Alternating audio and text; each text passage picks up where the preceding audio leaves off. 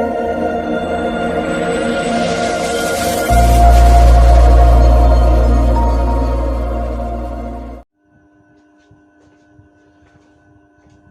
To Hindi समाधान channel. आज हम शब्द विचार के बारे में बात करेंगे कि शब्द वर्णों से मिलकर कैसे बनता है और जब हम वर्णों को मिलाकर अगर किसी उसका अर्थ नहीं निकले तो वह क्या कहलाता है, और वर्णों का संयोग होने के बाद वो एक निश्चित अर्थ देता है तो उसे क्या कहा जाता है, इस पर विचार करेंगे। तो हम लोग अच्छी तरह से परिचित हैं कि वर्णों के सार्थक समूह को शब्द कहा जाता है, अर्थात एक वर्ण है और दो वर्ण है या तीन वर्ण मिलकर जब एक शब्द बनाते हैं और उसका एक अर्थ निकलता है तो उसे कहा जाता है शब्द। जैसे कि हम कहें कि पाठशाला, तो ये विभिन्न वर्णों के योग से जो शब्द बना और उसका एक अर्थ निकला कि पाठशाला, है ना, इसका एक अर्थ है तो इसको कहा जाता है शब्द। तो ऐसे ही विभिन्न शब्द हैं जो कुछ ऋण होते हैं, कुछ पर्यायवाची कहलाते हैं, कोई एकार्थी कहलाता है, कोई अनेकार्थी कहलाता है, कोई अविकारी कहलाता है, कोई अविकारी शब्द कहा जाता है। तो अब इनके वर्गीकरण कैसे किए जाए, किस आधार पर किए जाए कि अलग अलग शब्द इस कैटेगरी के, इस श्रेणी के अंतर्गत आए। तो हम जो शब्दों का वर्गीकरण कर सकते हैं वो चार आधार पर कर सकते हैं। एक उत्पत्ति के आधार पर, एक व्युत्पत्ति के आधार पर, एक अर्थ के आधार पर और एक रूप के आधार पर। पहले हम देखते हैं यहाँ पर उत्पत्ति के आधार पर शब्द का वर्गीकरण। उत्पत्ति के आधार पर शब्दों का वर्गीकरण, इसके अंतर्गत क्या क्या आता है। शब्द उत्पत्ति के आधार पर शब्द जो हमारे हैं 4-5 प्रकार के होते हैं। जैसे एक है तत्सम, एक है तद्भव, एक है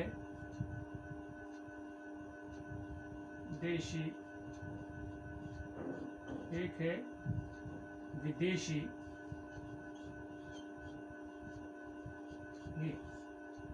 विदेशी शब्द तत्सम शब्द। नंबर 2 तद्भव शब्द, और नंबर 3 देशी शब्द जो हमारे देश में बने हैं, वहीं से उनकी उत्पत्ति हुई है, और एक है विदेशी शब्द जो हमारे विभिन्न भाषाओं के शब्द विभिन्न भाषाओं से आए हैं, वे कहलाते हैं विदेशी शब्द। एक होता है संकर शब्द। ये उत्पत्ति के आधार पर विभिन्न प्रकार के प्रकार हैं जो इनके अंतर्गत अनेक शब्द आते हैं। अब तत्सम शब्द किसे कहते हैं। तत्सम, ये आप ये देखेंगे तत्सम शब्द, तत् से मतलब है उसके और सम के मतलब है समान। किसके समान, अर्थात संस्कृत के समान। तत् से मतलब है उसके और सम से मतलब है समान। तत् से मतलब है उसके और सम से मतलब है समान। किसके समान, अर्थात संस्कृत भाषा के समान, संस्कृत शब्दों के समान। जो शब्द संस्कृत के शब्द जैसा उनका रूप संस्कृत भाषा में था, हमारी हिंदी भाषा में उसका वैसा ही रूप प्रयोग होता है, अर्थात उसके समान ही प्रयोग होते हैं, उन्हें कहा जाता है तत्सम शब्द। अर्थात संस्कृत के शब्द जैसे उनकी भाषा में प्रयोग होते थे, उनके वे ही रूप हमारी हिंदी भाषा में प्रयोग होते हैं, अर्थात उसके समान प्रयोग होते हैं, उसे कहा जाता है तत्सम शब्द। जैसे कि एग्जाम्पल के तौर पर हमारे एक कार्य या हस्त या कर्म, तो ये संस्कृत के शब्द हैं जो संस्कृत भाषा में प्रयोग होते हैं, इनका ऐसा ही रूप हमारी हिंदी भाषा में प्रयोग होता है, तो इसे कहा जाता है तत्सम शब्द। अब आगे कहलाता है दूसरा तद्भव। पहला ये है उत्पत्ति के आधार पर, दूसरा ये है, तीसरा ये है, चौथा ये है और पांचवा ये है। तो तद्भव किसे कहते हैं। तद से कहते हैं उस, भव कहते हैं समा, जो उत्पन्न हुए, उसके समान उत्पन्न हुए। तद से कहते हैं उसके और भव से कहते हैं जो उत्पन्न हुए, उत्पन्न, उसके समान उत्पन्न हुए। कौन से शब्द हैं? तद्भव से मतलब है जो संस्कृत के शब्द थे उनका रूप बदल कर हमारे हिंदी भाषा में कुछ और हो गया है, उसे कहा जाता है तद्भव। अर्थात वो संस्कृत भाषा से उद्भव हुए हैं, उत्पन्न हुए हैं, जो उनका रूप बदलने के कारण वे फिर तद्भव कहलाए। जैसे हमारा यहाँ हस्त है तो हस्त से हाथ हो गया, हाथ, हस्त का हाथ हो गया, कार्य का काम हो गया, कर्ण का कान हो गया। तो ये तद्भव शब्द कहलाते हैं। इस प्रकार से जो संस्कृत के शब्द जैसे थे उनका रूप हमारे यहाँ हिंदी में रूप में परिवर्तन हो गया, और अर्थात उसके समान वे उत्पन्न हो गए। बिल्कुल वैसे तो नहीं है लेकिन उसके समान उत्पन्न हो गए। जैसे हस्त की जगह हाथ हो गया, कर्ण की जगह कान हो गया, और कार्य की जगह काम हो गया। तो वे शब्द जो उनके रूप में परिवर्तन हो गया संस्कृत के शब्दों में और उनका रूप बदल गया, तो उन्हें कहा जाता है तद्भव। जैसे हाथ, काम और कान। आगे है देशी शब्द। देशी शब्द कुछ ऐसे शब्द हैं जो हमारे देश की ही उत्पत्ति के कारण हमारे देश में ही उपजे हैं, हमारे देश में ही उत्पन्न हुए हैं। वे शब्द ऐसे बहुत से हैं, जैसे कि लोटा है ना, या अन्य है, गाड़ी है, लोटा है, लोटा हमारे देश की उपज है, गाड़ी है, अन्य। वे शब्द जो हमारे देश की उपज है, अर्थात हमारे देश में उनकी उत्पत्ति हुई है, अलग अलग क्षेत्रों में है, हमारे भारतवर्ष के, हमारे देश के अलग अलग क्षेत्रों में बहुत से ऐसे शब्द हैं जो वहाँ लोकलिटी के आधार पर, वहाँ उस क्षेत्र के आधार पर उत्पन्न हुए हैं, उसे कहा जाता है देशी शब्द। जैसे कि एग्जाम्पल लोटा और गाड़ी। दूसरा, तीसरा, चौथा है विदेशी शब्द। वे शब्द जो हमारी अन्य भाषाओं से हमारी भाषा में आ गए, उन्हें कहा जाता है विदेशी शब्द। जैसे अंग्रेजी के हैं, या पुर्तगाली के हैं, या अन्य हैं। तो जैसे अंग्रेजी के हैं, जैसे कि हम कहते हैं इंटेलिजेंट है, या बहुत से शब्द हैं अंग्रेजी के, तो ना होम है, या इंटेलिजेंट है, या चेयर है, ये अंग्रेजी के शब्द, ये विदेशी शब्द है। जैसे पुर्तगाली या अरबी कह दो, ईमान है, अरबी का ईमान, अरबी का शब्द ईमान, ईद, ये शब्द अरबी के हैं। ऐसे ही फारसी के शब्द हैं, जैसे कि आमदनी, आसमान। तो ये विदेशी शब्द हैं जो अन्य भाषाओं से हमारी भाषा में आए और उन्हें हम विदेशी भाषा के रूप में जानते हैं। आगे शंकर शब्द। शंकर शब्द किसे कहते हैं? शंकर शब्द वे शब्द कहलाए जिनका पहला जो शब्द है, यानी पूरे शब्द का आधा शब्द वह किसी और भाषा का है, और अंतिम शब्द उसी शब्द का वह हमारी हिंदी का कहलाता है। जैसे कहलाते हैं अजायब, अजायब, और यह है घर। ठीक है, तो अजायब जो है वह दूसरी भाषा का है, और अंतिम जो शब्द है इसी पूरे भाषा का वह कहलाता है हिंदी का शब्द। तो ये अजायब है, ये अरबी का शब्द है। ठीक है, और दूसरा जो शब्द है वह है हिंदी का, ये हिंदी का। तो अब शंकर शब्द उन्हें किसे कहा जाता है कि वे शब्द जो एक पूरा एक शब्द होता है, उस शब्द का प्रारंभिक शब्द अरबी का होता है, और उसका किसी और भी भाषा का हो सकता है, लेकिन उसका अंतिम शब्द जो होता है, उसी शब्द का अंतिम जो शब्द होता है, जो जुड़ा होता है अजायब घर, तो वह हिंदी का होता है। तो उसे कहा जाता है शंकर शब्द। अर्थात वे शब्द जो पूरे शब्द में से अंतिम वर्णों के माध्यम से जो एक शब्द बन रहे हैं, दो में से एक अंतिम शब्द जो है उस शब्द का, तो उस प्रकार के शब्दों को हम शंकर शब्द कहते हैं। यानी कि पूरा शब्द वो एक भाषा का नहीं होता, वो उसका आधा भाग किसी भी अन्य भाषा का हो सकता है, और उसका पूरा शब्द का अंतिम भाग वो हिंदी का होता है, तो उसे कहा जाता है शंकर शब्द। तो उत्पत्ति के आधार पर ये हमारे शब्द के 5 प्रकार हुए जो आपने देखा। अब अगला हो जाता है व्युत्पत्ति के आधार पर। व्युत्पत्ति के आधार पर कौन सा होता है? कहलाता है। व्युत्पत्ति के आधार पर आप देखेंगे। दूसरा, व्युत्पत्ति के आधार पर, व्युत्पत्ति के आधार पर शब्दों के प्रकार। व्युत्पत्ति के आधार पर शब्दों के विभिन्न प्रकार हैं जो आप अच्छी तरह से परिचित हैं, परंतु इसको एक बार सुन लें। एक होता है रूढ़, दूसरा होता है यौगिक,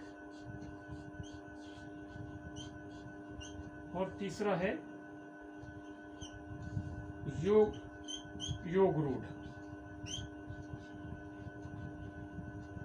ये ठीक है, एक है रूढ़, दूसरा है योग रूढ़, यौगिक, और तीसरा है योग रूढ़, है ना। ये व्युत्पत्ति के आधार पर हाँ शब्द के ये तीन प्रकार होते हैं, रूढ़, यौगिक और योग रूढ़। रूढ़ का पहले अर्थ समझेंगे। और रूढ़ कहा जाता है प्रसिद्ध, यानी कि कोई भी शब्द इस अर्थ के लिए रूढ़ हो गया या उसकी प्रसिद्धि इस अर्थ में हो गई, उसे कहा जाता है और रूढ़ शब्द, है ना। वे शब्द जो अपनी एक निश्चित अर्थ के लिए प्रसिद्ध हो गए अर्थात रूढ़ हो गए, उसे कहा जाता है रूढ़ शब्द, है ना। जैसे कि घर है,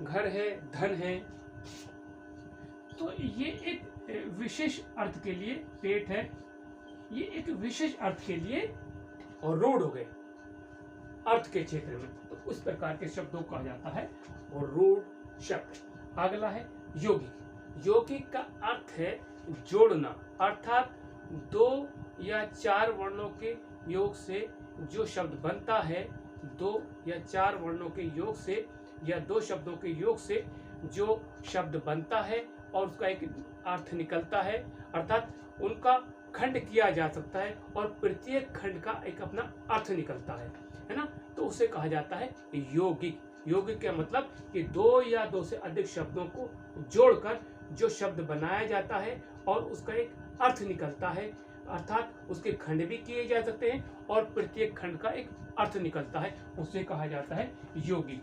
जैसे हम कहें पाठ शाला, ठीक है, तो ये एक पूरा शब्द है, इसका आधा शब्द ये है और ये इसका आधा शब्द ये है, तो है तो योग कैसे बना पूरे शब्द का, पाठ के साथ शाला को जोड़ दिया, तो ये एक यौगिक शब्द बन गया।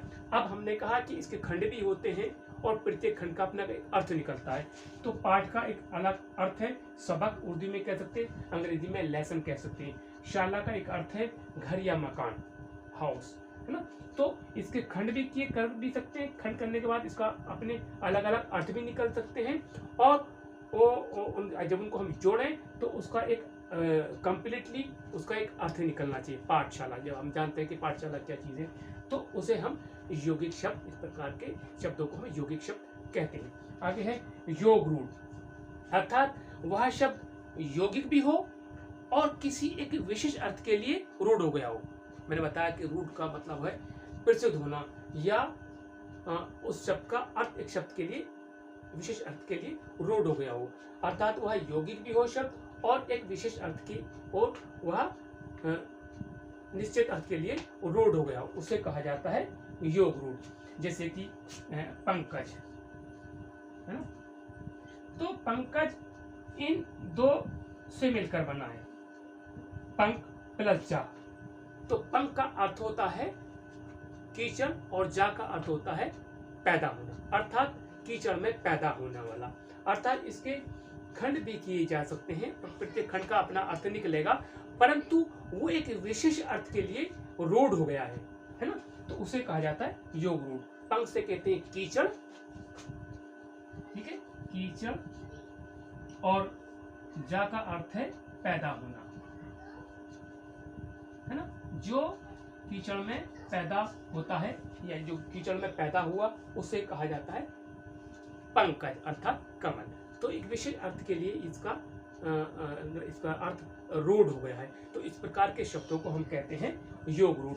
उनका एक योग भी होता है, वो एक विशेष अर्थ के लिए रूढ़ हो गए या प्रसिद्ध हो गए, उसे कहा जाता है पंकज, योग रूढ़, ठीक है। तो दूसरे आधार पर इसके ये प्रकार हुए व्युत्पत्ति के आधार पर रूढ़, यौगिक और योग रूढ़। ठीक है, अब आगे चलते हैं। इसका तीसरा जो प्रकार है, अर्थ के आधार पर शब्द का कितने प्रकार होते हैं? अर्थ के आधार पर। नंबर 3, अर्थ के आधार पर शब्दों के प्रकार। अर्थ के आधार पर शब्दों का वर्गीकरण या भेद या प्रकार।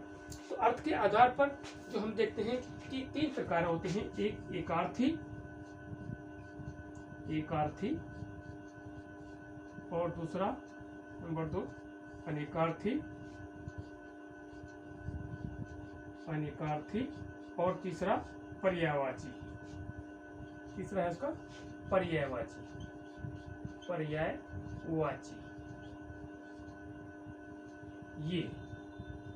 ये 3 प्रकार है अर्थ के आधार पर। अर्थ है ना। तो अब एकार्थी किसे कहा जाता है? अनेकार्थी वे शब्द कहलाते हैं जो एकार्थी, जो एक ही अर्थ रखते हैं, है ना, उसे कहा जाता है एकार्थी।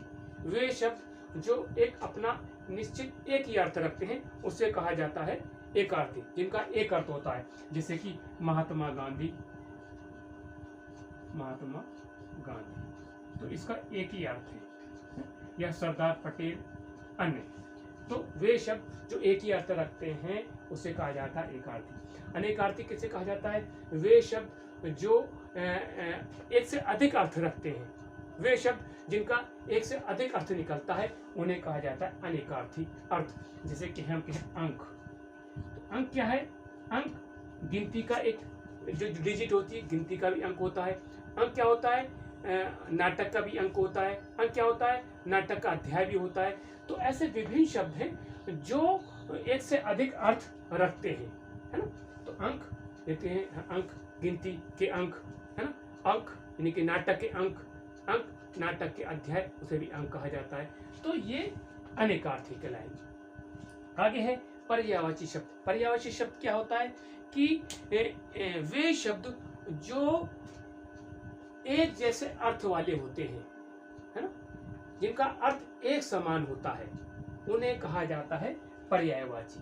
यानी कि वे शब्द जो एक जैसे अर्थ वाले होते हैं, अर्थात वो वे एक समान जैसे रूप नहीं होता परंतु एक जैसा उनका अर्थ होता है, उसे कहा जाता है पर्यायवाची। जैसे हम कहें आग, है ना, इसे हम अग्नि भी कह सकते हैं, इसे हम पावक भी कह सकते हैं, है ना। तो ये पर्याय है, ये इसके समान अर्थ रखता है, ये इसके समान रखता है। यानी कि ये इसके पर्याय है, ये इसके पर्याय है। अर्थ में एक जैसा अर्थ इनका निकलता है, उसे कहा जाता है पर्यायवाची शब्द। तो ये अर्थ के आधार पर 3 प्रकार थे। तो शब्द विचार का ये तीसरा वर्गीकरण शब्दों के आधार पर आप लोगों को समझा गया। अब आगे जो अगला है अंतिम, वह कहलाता है हमारा रूप के आधार पर। 4 नंबर रूप के आधार पर शब्दों का वर्गीकरण। रूप के आधार पर एक होता है विकारी, इसमें विकारी शब्द एक होता है। सेकंड अविकारी शब्द, अविकारी, है ना। और एक होता है हमारा इसमें, ये 2 प्रकार होते हैं इसमें, है ना। तो अब इसे समझेंगे विकारी क्या होता है, अविकारी क्या होता है। विकारी वे शब्द कहलाते हैं जो रूप, लिंग और वचन के आधार पर बदले जा सकते हैं, उन्हें कहा जा सकता है विकारी शब्द, है ना। जो रूप, लिंग और वचन के आधार पर जिनमें बदलाव किया जा सकता है, जिसमें परिवर्तन किया जा सकता है, जिनको चेंज किया जा सकता है, उन शब्द के रूप को उन्हें कहा जा सकता है विकारी शब्द। जैसे लिंग के आधार पर हम उसका देखेंगे, वचन के आधार पर उसको देखेंगे और कारक के आधार पर उसको देखेंगे। तो लिंग के आधार पर जैसे हम के लड़का है, लड़का खेल रहा है, तो हम उसको आगे ये भी कर सकते हैं लड़की खेल रही है। तो इसके रूप में हम बदलाव कर सकते हैं, है ना। उसे कहा जाता है विकारी शब्द। और वचन के आधार पर हम उनके रूप में कैसे बदलाव करेंगे कि, है ना, जैसे कि एक वचन है तो बहुवचन बना सकते हैं। यहाँ करते हैं लड़के खेल रहे हैं, और उसको हम ये भी कर सकते हैं लड़का खेल रहा है। तो यहाँ लड़के हैं वचन के आधार पर प्लूरल है, यहाँ सिंगुलर है, यहाँ एक बहुवचन है, यहाँ उसको हम एक वचन भी बना सकते हैं। तो यह कहलाते हैं विकारी शब्द, है ना। तो इन तीन आधार पर हम जिन शब्दों को बदल सकते हैं, उनको रूप में परिवर्तन कर सकते हैं, उसे कहा जाता है विकारी शब्द। अब कारक के आधार पर जैसे कि लड़कों के लिए, है ना, अब इसका हम बदल सकते हैं लड़के के लिए या लड़के के लिए, ये भी कर सकते हैं, है ना। यह लड़कों के लिए, यहाँ हमने इसका रूप बदलकर लड़के के लिए।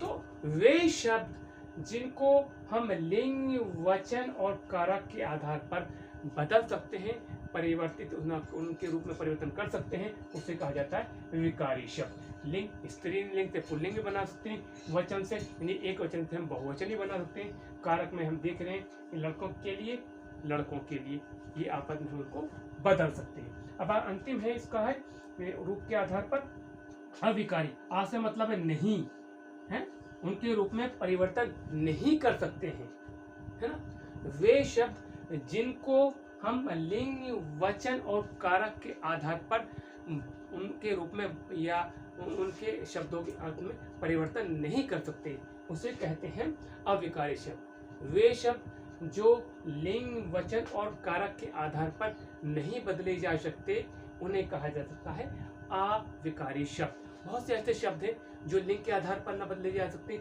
बहुत से ऐसे शब्द हैं जो उनका वचन नहीं बदल सकते, बहुत से ऐसे शब्द हैं जिनमें कारक के आधार पर उनके रूप में परिवर्तन नहीं किया जा सकता। जैसे या है, अथवा है, किंतु है, परंतु है। हम किंतु हम कैसे बनाएंगे, प्लूरल नहीं बन सकता, है ना। परंतु है, हम उसको कैसे लिंग बदल सकते हैं, नहीं बदल सकते। कारक के आधार पर इसमें चेंजिंग कर सकते हैं, नहीं कर सकते। तो ऐसे बहुत से ऐसे शब्द हैं अविकारी, जिनके रूप में हम परिवर्तन किसी भी आधार पर, लिंग के आधार पर नहीं कर सकते, वचन के आधार पर नहीं कर सकते, कारक के आधार पर उनके रूप में बदलाव नहीं कर सकते। जैसे या है, अब इसको हम कैसे बनाएंगे, स्त्रीलिंग नहीं बन सकता। हम कैसे इसको वचन बदलें, नहीं बदल सकते। कैसे इसके आधार, कारक के आधार पर इतना रूप में या है, किंतु है, परंतु है, लेकिन है, इसलिए है, ऊपर है, नीचे है, कब है, कहाँ है, जो है ना, जिन्हें है। तो ये वो सॉरी किंतु है, परंतु है, उठना है, बैठना है, नहीं, और अन्य है ना, ऊपर, नीचे, है ना, जो, अन्य। तो ऐसे बहुत से ऐसे शब्द हैं जिनके रूप में परिवर्तन नहीं किया जाता, वह कहलाते हैं अविकारी शब्द। तो फिर अगली वीडियो में मैं समझता हूँ आपको समझ आ गया होगा ये शब्द विचार, कि हमने इन शब्द विचार को विभिन्न 4 प्रकार के आधार पर इनका वर्गीकरण किया। उत्पत्ति के आधार पर, व्युत्पत्ति के आधार पर, अर्थ के आधार पर, और अंत में हमने रूप के आधार पर इनके वर्गीकरण किए शब्दों के, जो कि हम किस प्रकार से उनकी परिभाषा दे पाए और किस प्रकार के अपने समझ। मैं समझता हूँ आपको ये समझ आ गया होगी ये वीडियो। कोई ऐसा अगर कोई समस्या बनती है तो आप मुझे व्हाट्सअप कर सकते हैं, ईमेल कर सकते हैं, और कोई भी कमेंट्स कर सकते हैं। हम दोबारा वीडियो बनाकर फिर इसको समझाने का प्रयास करेंगे। दोबारा फिर मुलाकात होती। गुड बाय, नमस्कार।